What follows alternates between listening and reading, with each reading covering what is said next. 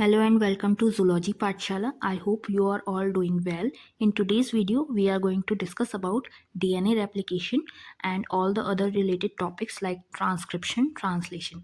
इस वीडियो में हम डीएनए रेप्लिकेशन के बारे में और जो हमारा ट्रांसलेशन या फिर ट्रांसक्रिप्शन का प्रोसेस होता है उसके बारे में पढ़ेंगे और जो हमारे स्टेप्स होते हैं डीएनए रेप्लिकेशन में उनको अच्छे से हम समझेंगे। तो आई होप आप इस वीडियो को स्किप नहीं करेंगे और पूरी तरह से देखेंगे।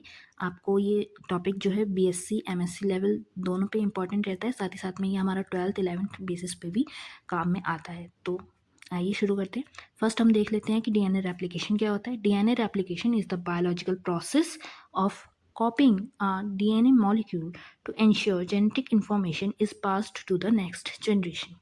जैसे आपने सेल डिवीजन का प्रोसेस पढ़ा होगा, सेल डिवीजन में जो हमारा जेनेटिक मटेरियल होता है, जो हमारा डीएनए होता है, उसका पहले रेप्लिकेशन प्रोसेस होता है, ठीक है, जिससे कि जब वो हमारा सेल डिवाइड हो तो जो जेनेटिक मटेरियल दोनों डॉटर सेल्स में जाए वो सिमिलर मॉलिक्यूल्स जो हमारे डीएनए के हैं वो पहुंच पाए, या जेनेटिक इन्फॉर्मेशन जो है वो सिमिलर वे में दोनों डॉटर सेल्स में हमारी जा पाए। तो ये जो डीएनए रेप्लिकेशन का प्रोसेस हो रहा है इसी को हम डीएनए कॉपिंग का प्रोसेस जो हो रहा है इसी को हम डीएनए रेप्लिकेशन बोलते हैं। इसमें क्या होता है, जो जेनेटिक इन्फॉर्मेशन होते हैं वो दोनों सेल्स में हमारी सेम रहती है और जिससे कि हमारी जो जेनेटिक इन्फॉर्मेशन नेक्स्ट जनरेशन में जाए वो अच्छी तरीके से प्रॉपरली इंश्योर्ड वे में जाए, ठीक है। अगर हम इस प्रोसेस की बात करें तो ये एक सेमी कंजर्वेटिव प्रोसेस होता है। सेमी कंजर्वेटिव का मीनिंग हो गया कि जब भी हमारा डीएनए का रेप्लिकेशन होगा तो जो न्यू डॉटर सेल्स बनेंगे, डीएनए मॉलिक्यूल्स बनेंगे, उसमें हमारा वन ओरिजिनल स्ट्रैंड होगा और वन न्यूली सिंथेसाइज स्ट्रैंड होगा, ठीक है। अब ये कैसे हो रहा है, इसके 3 मेन स्टेजेस हैं या 3 स्टेप्स हैं। फर्स्ट हमारा हो गया इनिशिएशन, सेकंड हो गया एलोंगेशन, थर्ड हो गया टर्मिनेशन। इनिशिएशन में जो हमारा डीएनए का double molecule structure, double helical structure होता है वो अनबेंड्स होता है, ठीक है, खुलेगा वो। एलोंगेशन में जो हमारा न्यू डीएनए स्ट्रैंड होगा, डीएनए टेम्पलेट स्ट्रैंड का एक कॉम्प्लीमेंट्री स्ट्रैंड बनेगा, ठीक है, तो वो सिंथेसाइज्ड एलोंगेशन में होगा। टर्मिनेशन में जब हमारा रेप्लिकेशन का प्रोसेस कंप्लीट हो जाएगा तो ये प्रोसेस जो है टर्मिनेट हो जाता है, बंद हो जाता है, स्टॉप हो जाता है। अगर हम इसके स्टेप्स को और अच्छे से पढ़ना चाहें तो इनिशिएशन में जो हमारा हो रहा है, क्या हो रहा है कि जो हमारा हेलिकेज एंजाइम है वो हमारे डीएनए के डबल हेलिक स्ट्रक्चर को अनविंड करने का काम करेगा। यहाँ पे आप देख रहे हैं, यहाँ पे हमारे हेलिकेज एंजाइम की वजह से ये 2 स्ट्रैंड्स जो हैं ये अलग अलग हो गए। अब क्या हुआ, ये जो सिंगल स्ट्रैंडेड बाइंडिंग प्रोटीन्स होंगे वो इन अलग अलग डीएनए स्ट्रैंड्स को स्टेबलाइज करके रखेंगे, ठीक है। अब जो टोपो आइसोमेरेज हमारा जो एंजाइम होगा वो इनकी सुपर कॉइलिंग टेंशन जो है उसको रिलीव करेगा, जिससे कि दूसरा कॉम्प्लीमेंट्री स्ट्रैंड जो है वो सिंथेसाइज्ड हो पाए, ठीक है। अब प्राइमेज का क्या काम होगा, ये आरएनए प्राइमर्स जो होते हैं उनको सिंथेसाइज करने का काम करेगा, जिससे कि जो हमारा डीएनए पॉलीमरेज है वो जो हमारे कॉम्प्लीमेंट्री स्ट्रैंड्स हैं उनका सिंथेसिस जो है स्टार्ट कर पाए। अब इलोंगेशन में क्या होगा, जो हमारा लीडिंग स्ट्रैंड होगा, ठीक है, वो जो हमारा सिंथेसाइज्ड होता है वो 5:3 के डायरेक्शन में होता है, ठीक है। ये हमारा लीडिंग स्ट्रैंड है, ये हमारे कंटिन्यूस वे में जो है सिंथेसाइज्ड हो जाएगा 5:3 की डायरेक्शन में। लेकिन क्योंकि यहाँ पे हमारी ये उल्टी डायरेक्शन हो गई, 5 एंड हमारा यहाँ पे है, यहाँ पे हमारा 3 एंड था, तो ये 5:3 डायरेक्शन हमारी प्रॉपर्ली चलेगी, इसलिए ये हमारा ये बनेगा हमारा लैगिंग स्ट्रैंड। लैगिंग स्ट्रैंड में यहाँ पे हमारे फ्रेगमेंट्स होते हैं जिन्हें हम ओकाजाकी फ्रेगमेंट्स बोलते हैं, ठीक है। ये डिसकंटिन्यूस वे में जो है इस वाले स्ट्रैंड का जो है कॉम्प्लीमेंट्री स्ट्रैंड जो है वो डिसकंटिन्यूस वे में सिंथेसाइज्ड होगा। अब ये क्या, डीएनए पॉलीमरेज जो होगा वो क्या करेगा, इन स्ट्रैंड्स के जो न्यूक्लियोटाइड्स होंगे उनको एक्सटेंड करता चलेगा, ऐड करता चलेगा न्यूक्लियोटाइड्स इसमें, ठीक है। अब आरएनएज जो होगा वो क्या करेगा, जो हमारे आरएनए प्राइमर्स हैं उनको रिमूव करने का काम करेगा। अब फिर क्या करेंगे, जो डीएनए लाइगेज आएगा और ये जो स्ट्रैंड्स यहाँ पे आपको टूटे हुए दिख रहे हैं, फ्रेगमेंट्स जो दिख रहे हैं, इनको जो है ज्वाइन करने का वर्क करेगा, जिससे कि ये भी एक कंटिन्यूस स्ट्रैंड में बदल जाए।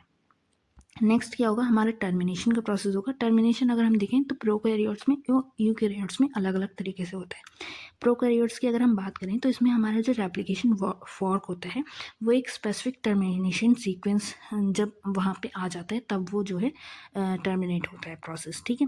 अब यूकैरियोट में जो हमारा टीलोमेरेज एंजाइम होता है वो हमारे टीलोमर्स को एक्सटेंड करता है, जिससे कि हमारा जो क्रोमोसोम है वो शॉर्ट हो जाए, और मतलब कि शॉर्ट ना हो और जो है हमारा डीएनए का स्ट्रक्चर जो है बना रहे, ठीक है। अगर हम ट्रांसक्रिप्शन की बात करें तो ट्रांसक्रिप्शन का सीधा सीधा मतलब हो गया कि आरएनए का सिंथेसिस हो रहा है। आरएनए सिंथेसिस में भी हमारे ये तीनों स्टेप्स चलेंगे, इनिशिएशन, इलॉन्गेशन और टर्मिनेशन।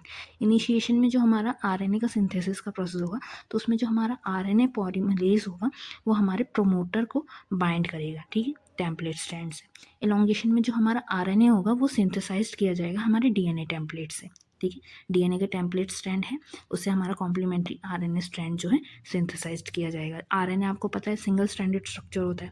फिर हमारा टर्मिनेशन कैसे होगा, जो आरएनए पॉलीमरेज होगा वो हमारे टर्मिनेशन सिग्नल भेजेगा और स्टॉप कर देगा इस प्रोसेस को। अगर हम ट्रांसलेशन की बात करें तो ट्रांसलेशन सीधे सीधे वर्ड्स में हमारा प्रोटीन सिंथेसिस का प्रोसेस होता है। इसमें भी हमारे यही 3 स्टेप्स चलेंगे, इनिशिएशन, इलॉन्गेशन और टर्मिनेशन। इनिशिएशन में जो हमारा राइबोसोम होगा वो एमआरएनए से जाकर के बाइंड हो जाएगा। इलॉन्गेशन में जो हमारा होगा वो अमीनो एसिड्स जो है हमारे जो पॉलीपेप्टाइड चेन है वो ऐड होते होते एक पॉलीपेप्टाइड चेन को बना लेंगे, ठीक है। टर्मिनेशन में जो हमारा एक स्टॉप कोडन होता है, जब वो कोडन हमारे इस पॉलीपेप्टाइड चेन में आएगा तो हमारा ट्रांसलेशन का प्रोसेस जो है स्टॉप हो जाएगा। अब ये तीनों प्रोसेसेस जो हैं एक साथ भी चलते हैं। जैसे हमारे डीएनए का रेप्लिकेशन चल रहा है, ठीक है, जो हमारा डीएनए रेप्लिकेट होकर आया तो उसमें हमारा ट्रांसक्रिप्शन जो स्ट्रैंड था उससे हमारा एमआरएनए बना। एमआरएनए से फिर हमारे राइबोसोम वगैरह बाइंड होकर के हमारा ट्रांसलेशन का प्रोसेस हुआ और हमें एक पॉलीपेप्टाइड चेन, हमें एक प्रोटीन जो है मिल गया। इस पूरे प्रोसेस को हम सेंट्रल डॉगमा बोलते हैं, ठीक है। अगर हम डीएनए रिपेयर मैकेनिज्म देखें तो इसमें हमारे 4 मैकेनिज्म दिए गए हैं।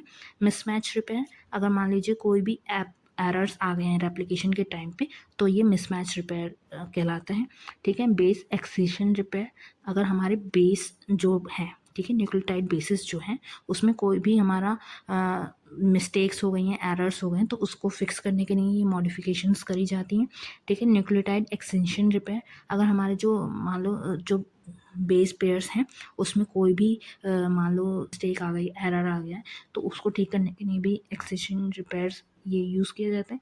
डबल स्ट्रैंड ब्रेक रिपेयर अगर हम देखें तो अगर कहीं पे भी डीएनए स्ट्रैंड में हमारा जो ब्रेक्स आए हैं, ठीक है, जैसे डिसकंटिन्यूस वे में सिंथेसाइज्ड हो रहा था और उसमें कोई ब्रेक रह गया तो उसको रिपेयर करने के लिए ये किया जाता है।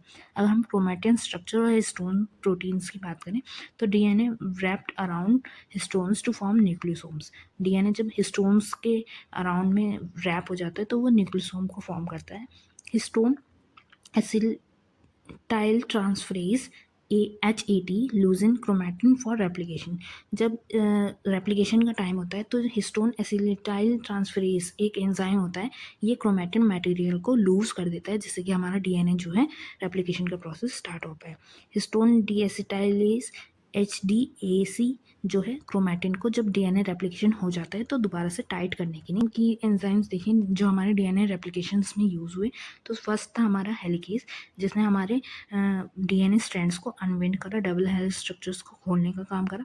फिर था हमारा SSBS जो हमारा क्या कर रहा था, जो स्ट्रैंड्स हमारे अलग अलग हुए हैं, ठीक है, वो टूटे ना, उनको जोड़ के रखने का मतलब कि स्टेबलाइज रखने का काम कर रखा।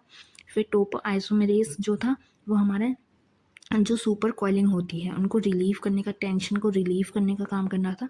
फिर हमारा प्राइमेज जो है वो आरएनए प्राइमर्स को सिंथेसाइज करने का वर्क कर रहा था। आरएनए प्राइमर्स जो है हमारा डीएनए पॉलीमरेज को एक्टिव कर रहे थे जो कि हमारा न्यूक्लियोटाइड्स को ऐड करने का वर्क करते हैं। फिर आरएनएज एच जो होता है हमारा वो हमारे उन आरएनए प्राइमर्स को हटाने का काम कर रहा था उस न्यूक्लियोटाइड चेन में से। फिर डीएनए लाइगेज जो था वो हमारे जो ओजा की फ्रेगमेंट्स जो बन रहे थे, जो डिसकंटिन्यूअस सिंथेसिस हो रहा था, उनको ज्वाइन करने का काम कर रहा था उन फ्रेगमेंट्स को। फिर टीलोमेरेज जो था जो हमारे टीलोमर्स थे, जो एंड पॉइंट्स थे, उनको एक्सटेंड करने का वर्क कर रहा था। अगर हम इस पूरे टॉपिक का कंक्लूजन देखें तो DNA replication is a highly coordinated process essential for genetic continuity.